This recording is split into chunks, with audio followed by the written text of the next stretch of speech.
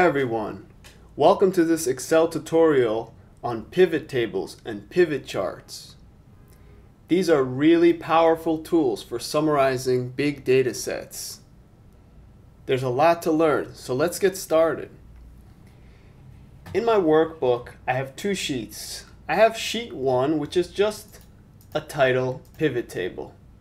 In sheet 2 is where my data is. So here we see we have a large data set with sales reps, product, unit price, units, revenue, region, date, and campaign as columns.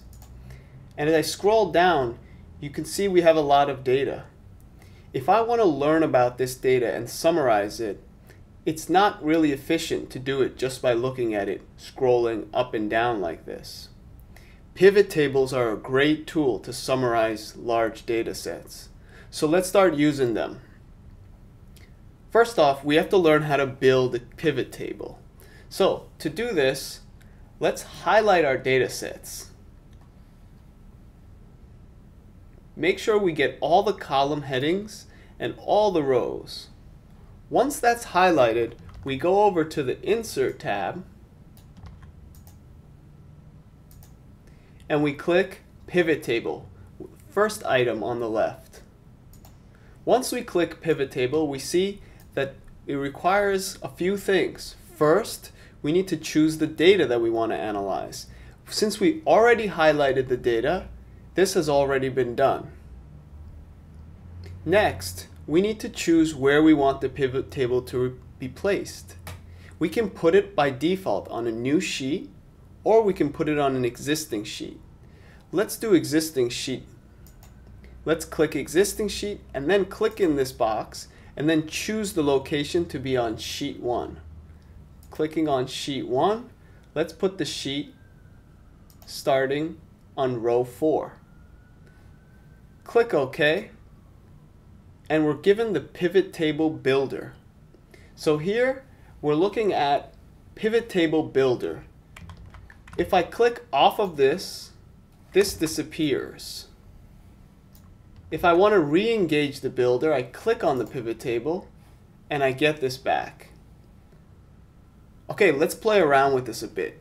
There's a lot of ways to summarize our data. So there's no one way to do this. Let's choose a couple interesting things that we might want to use to summarize the data. So as you can see here in this group at the top, we have the fields. Fields is another name for column headings. These are the column headings from our data set that we just highlighted before. We can grab this data and drop it into the buckets down here. Let's take a look at what these buckets are. Filters, columns, rows, and values. The best way to learn is by trying. So let's try some things. I clearly understand what columns and rows are. It's not so clear what these two items might be. So let's see what happens here. First, for rows, let's say I want to analyze the regions of my sales. So I go up here and I grab region and then I drag it and I drop it into one of these 4 quadrants. Let's throw it into columns and see what happens. As you can see, the 4 regions, including East, appear as columns because we threw them into the columns section. But I still don't have any data. I just have the regions. So clearly I need some numbers. So I have a few choices. I have unit price, units, and revenue. Those were number fields in my data. Now I'm not limited to just number fields here, but these would be the most straightforward choices. Let's choose revenue. We'll grab revenue and throw it into values. And let's see what happens here. We still have the 4 regions in the column headings. Now we have the sum of revenue since we threw revenue into the values field. And you see that we're given the sum of all the revenues for each of the regions. So this was already a useful tool to summarize the sum of revenue per region. It turns out we could do a lot more than this. We can take salesperson, for example, grab it and drop it into rows. And let's see what this does. It puts each of the unique salespeople into the rows of this pivot table. We still have the regions on the columns, and we have the total, the sum rather, of sales in the actual body of the pivot table. So for example, Barbara sold $77,878 in the eastern region, sold nothing in north, south, and west. Let's take a look at John. John sold in both the south and the west, and we get his totals for the south and for the west separate, as well as the grand total, which we can choose to include or exclude. Let me show you how we can choose to include or exclude that in a moment. But let's continue on going down the rest of this pivot table. We see at the bottom row here we have the grand total. This grand total represents the grand total per region, summed across all salespeople. This is for the north, this is for the south, and this is for the west. This is the grand total of all revenue for all regions. These grand totals represent, obviously, the sum going across the rows. So when there's only just one number, it's just that number. But in the case of John Miller, for example, where we had two numbers, it sums both of these. Sometimes you want grand totals on the columns, and sometimes you want grand totals on the row. Sometimes you don't want either of these, and sometimes you just want one or two of them. So let's see how we can control that. By clicking on the pivot table, we get pivot table tools activated. If we click on the two choices, we can see some of the tools that will be available to us, and we'll explore some of these. Let's click on Analyze. You see there's a bunch of options here. Let's go to Design, and you see there's even more options here. We can change the design quickly by choosing one of the pivot table styles. But what we were after was the grand total choices. And as you can see here, grand totals is a choice. So let's click on it and see what choices we have. We can turn off grand total for rows and columns, and you see grand totals disappear. We could turn it on for rows and columns again, and it will reappear. We can choose to just have it for rows, in which case we don't see it for columns, or just for columns and not rows. So this is how you choose and control the grand totals. Another neat control we can have is if we were to click on the pivot table, then to right click, we see we have a few options here. We can show values as percentage of grand total, percentage of column total, percentage of row total, and then some more esoteric choices. Let's play around with these first three important choices. Let's choose percentage of grand total and see what happens. Here, the values are reported as percentages instead of the sum. So we see Barbara Taylor's revenue was 9.66% of what? Of the grand total.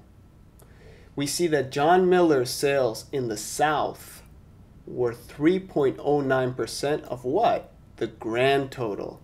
And his revenue rather in the West was 8.24% of the grand total. How about if we wanted to see that relative to their column total? Well, if we right click again, we can change this. Once again, show values as percentage of column total.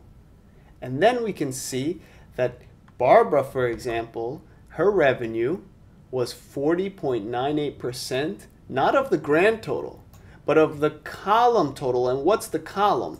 Eastern revenue. So This says that Barbara Taylor's revenue in the East was 40.98% of total revenue in the East. Jennifer Smith's was 59.02% of the total revenue in the East. Obviously, these numbers should add up to 100%.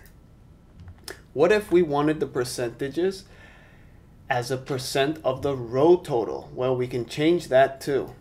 Right-click again, show values as percentage of row total, the third choice.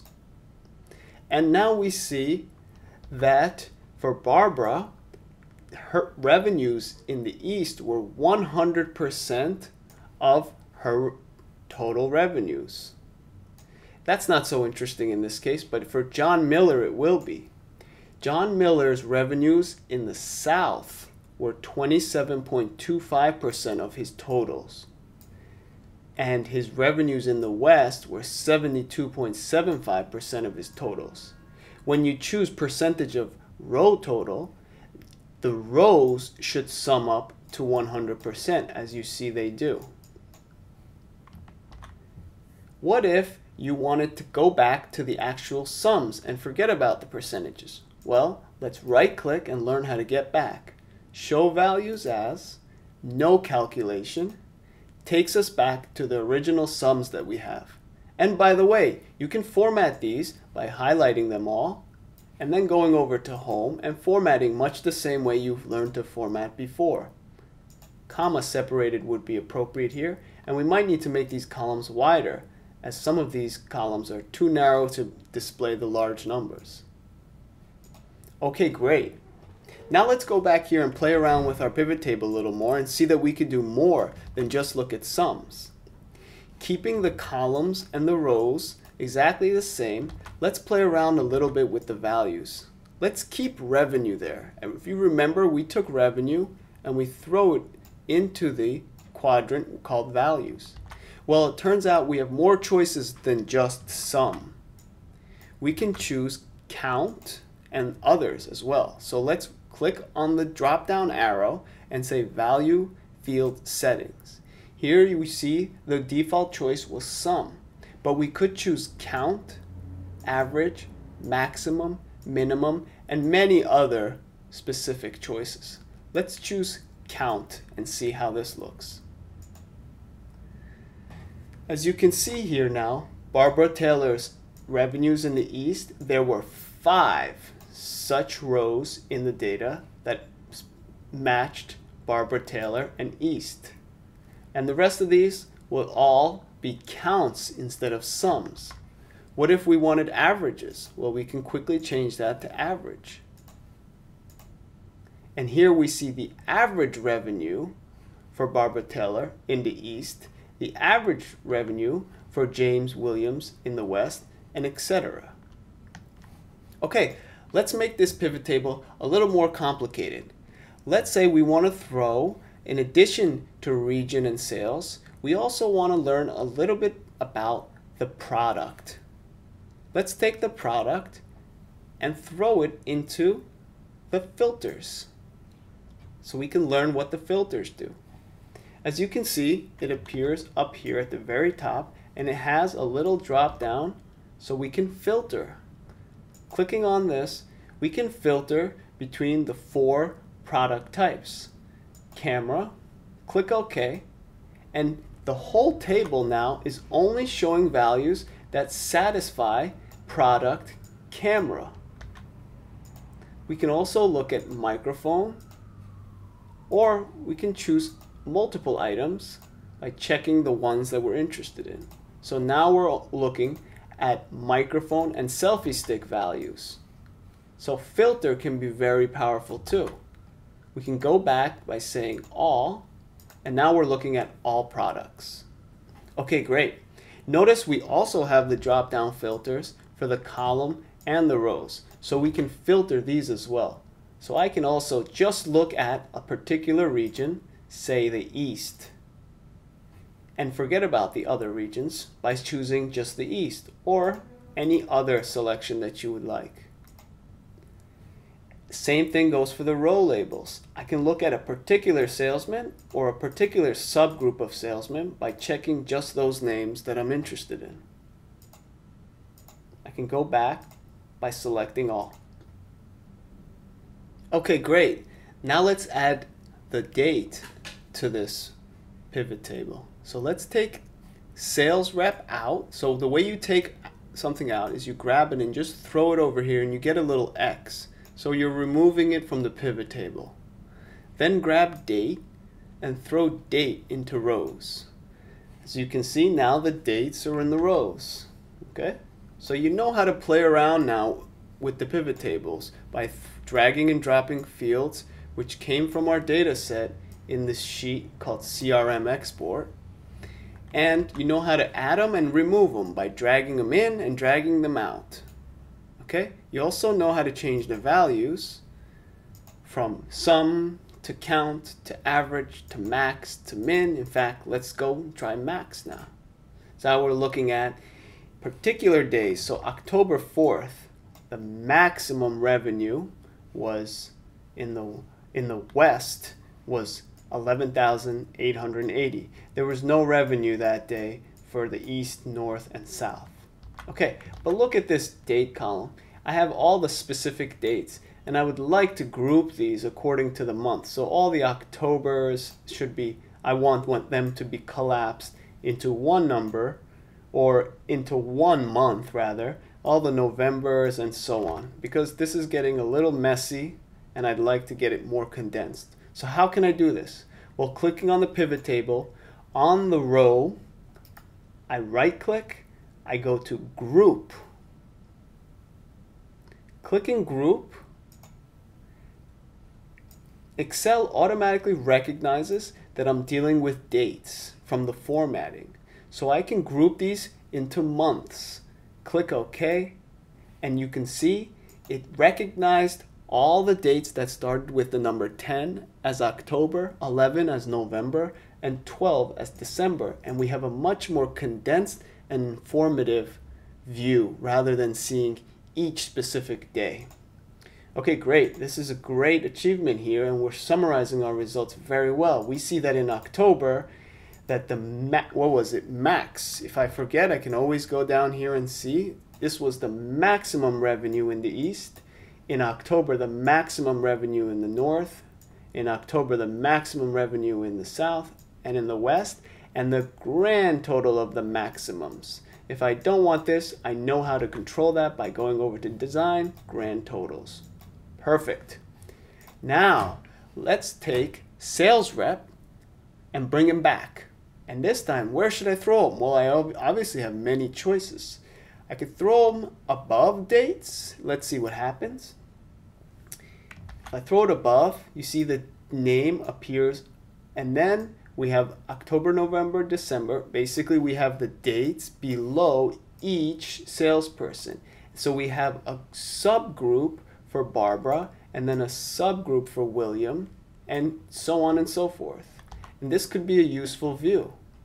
We could also have thrown sales rep under date, in which case the order would be reversed, and all the salespeople would be thrown under October, and only looking at their maximum sales for the month of October, November, and December. So this is purely your choice. But let's choose this way. Perhaps this, to me, this looks better. It's a little more condensed. If you noticed, when we threw date on top of sales rep, in other words, when we had two items in rows, there was an extra row that was added here. This one doesn't have a name. What this actually is a subtotal of this entire group under October. This is called a subtotal. You can find the next subtotal in November above this group. Okay? Now, if you want to change where the subtotal appears, you can go over to the Design ribbon, click Subtotals. You can turn them off completely. You can throw them at the bottom of a group, in which case they appear over here at the bottom of the group, and then over here at the bottom of November, etc. Or by default, it was showing it at the top of the group. So you have a choice as well as turning it off, just like you had a choice of turning on and off the grand totals. Now, let's go back and change this to sum. We're getting quite comfortable changing the value field settings. And here you see the subtotals are much more useful, because now we see that in October, in the East, revenue was $23,340. Barbara contributed $12,450 of that. Jennifer contributed $10,890 of that. Together, these sum up to this subtotal. These are the subtotals of this. So before, when our pivot table was much simpler, we had grand totals, and we still have grand totals, except now, since we made our pivot table a little more complex, it's useful to also have subtotals. So you've learned how to control subtotals and grand totals. If you want to display them, you can control them. If you don't want to display them, you can simply turn them on and off. As you can see, I turned off both subtotals and grand totals here. Okay, so that's within your choice. And let's change the design. We're getting very comfortable playing around with pivot tables now. Okay, now let's learn how to use a tool called a slicer. A slicer is a really interesting tool. We go over to Analyze in the pivot table tools, and over here you see we have Insert Slicer.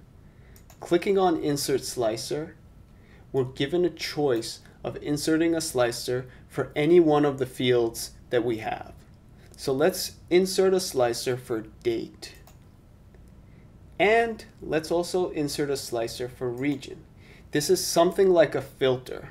Click OK, and we're given one of these boxes for each of the choices we made. When it's blue, it indicates those choices are active.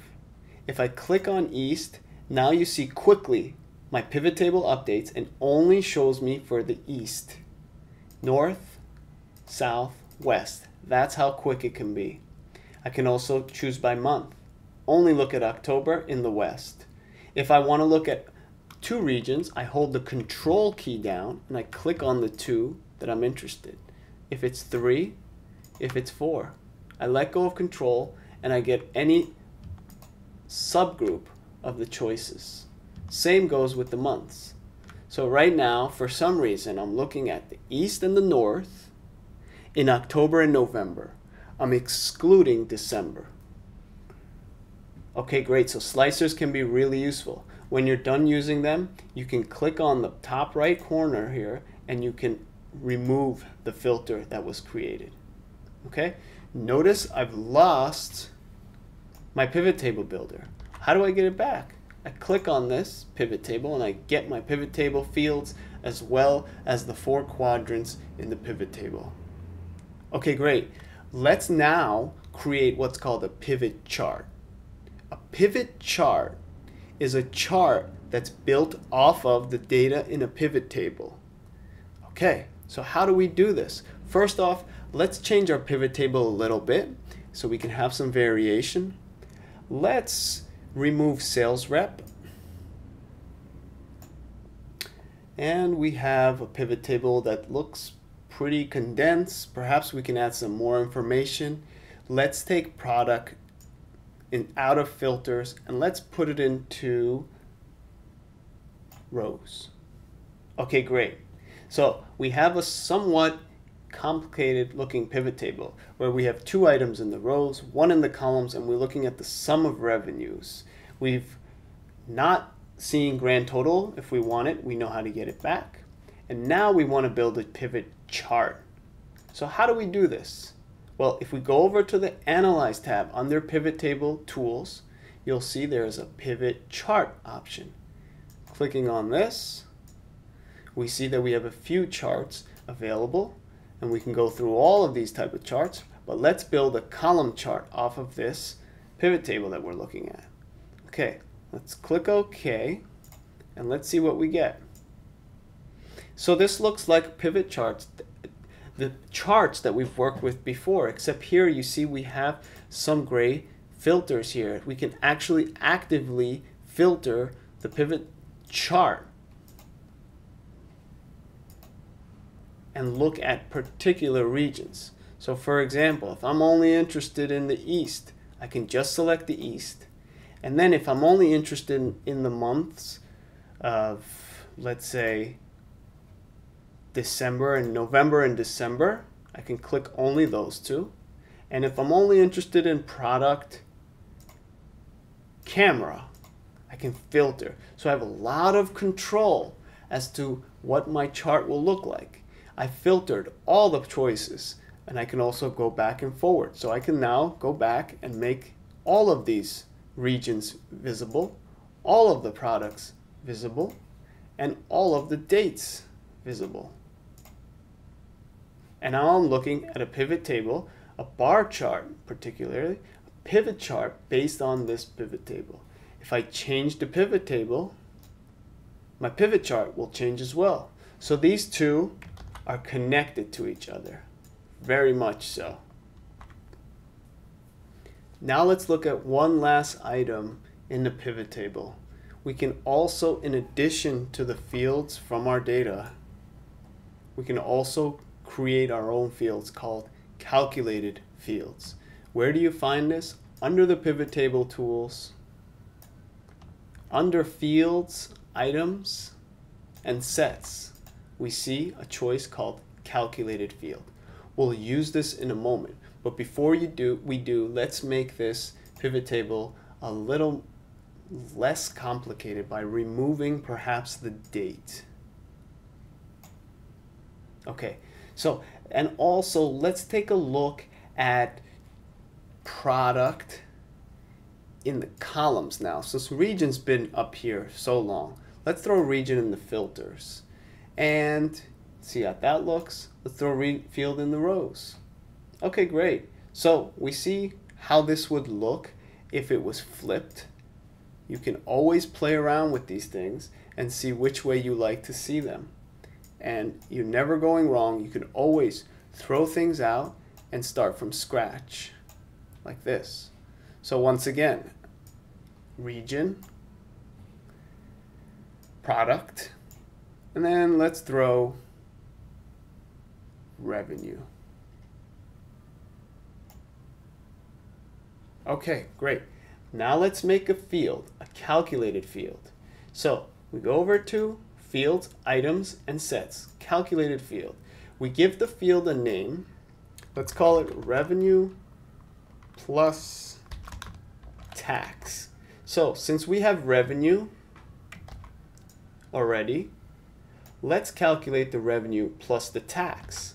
So that would just be in the formula equals, then we have a choice of the fields, revenue, we double click, and then multiplied by the star, 1 point, let's say the tax rate is 6%. So 1.06 will calculate the revenue plus the tax.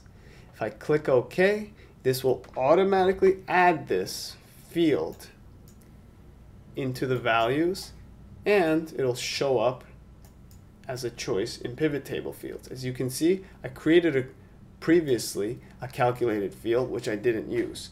So we can create one together. Click OK, and you see it's automatically checked and added here and automatically appears in addition to revenue. And our pivot table, which is a little obfuscated by this chart, we can delete this chart if we like, or just move it. We can delete these slicers, by the way, by clicking on them and clicking delete, just so we see our screen a little better. And now what we're seeing is, not only do we have revenue, but we have revenue and tax.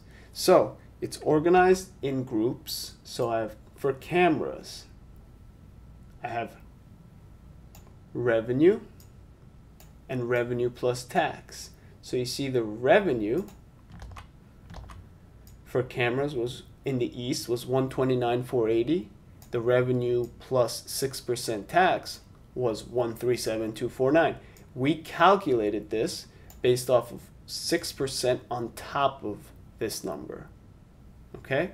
If you want to keep both of these, that's fine. If you want to remove the previous revenues, that's fine too. We can easily do this. By coming down here, we can remove sum of revenue. And what we're left with is sum of revenue plus tax. So now we're looking at revenues plus tax instead of just plain revenues. If we liked, we can see both of them together. And as you can see, the pivot chart itself, since I didn't delete it, reflects the updated values. It's revenue plus tax and not just revenue. We still have product type and region as our fields. We changed these, in fact, around. The pivot table updates as your pivot table updates. Sorry, your pivot chart rather updates as your pivot table updates. So this is a great way to visualize the table. Together, these tools are extremely useful for enlightening yourself on your large data set. So we talked about a lot of things with pivot tables. I hope this was useful to you. You're doing great. You're approaching advanced Excel skills. Keep practicing. Until next time, have a great day.